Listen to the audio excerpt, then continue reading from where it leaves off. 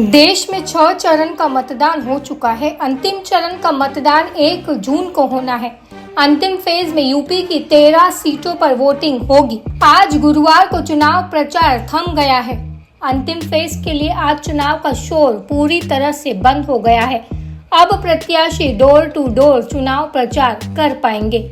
चुनाव आयोग के मुताबिक 48 घंटे पहले चुनाव प्रचार थम जाता है। यूपी में अंतिम चरण की वोटिंग को लेकर 6 बजे चुनाव का प्रचार प्रसार थम गया।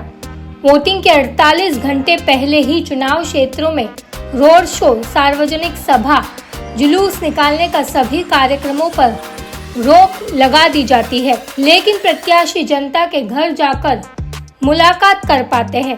वह जनता के घर जाकर वोट मांग सकते हैं, लेकिन शर्त यह है कि कोई हल्ला गुल्ला न हो। बिना ढोल बाजा के प्रत्याशी डोर टू डोर कैंपेन कर सकते हैं।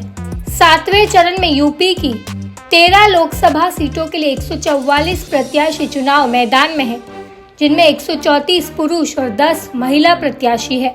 तो वहीं 7वें चरण में यूपी सहित 8 राज्यों और केंद्र शासित राज्यों की 57 सीटों पर वोटिंग होगी, जिसमें यूपी की 13 सीटों, बिहार की 8, ओडिशा की 6, झारखंड की 3, हिमाचल प्रदेश की 4, पश्चिम बंगाल की 9 और चंडीगढ़ की 1 सीट शामिल है।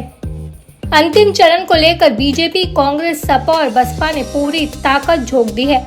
सबकी नजर अंतिम फेज में होने वाले मतदान पर टिकी है, क्योंकि एनडीए और इंडिया गठबंधन के लिए यही दौर अंतिम और यही दौर भारी रहने वाला है।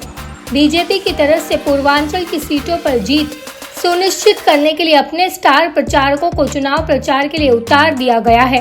सीएम योगी आदित्यनाथ सहित गृह मंत्री अमित शाह को अहम जिम्मेदारी दी गई थी। बीजेपी के ये दिग्गज नेता जमकर जनसभाएं किए हुए हैं। तो वहीं अंतिम चरण के लिए राहुल गांधी, अखिलेश यादव और प्रियंका गांधी ने पूरी ताकत झोंक दी।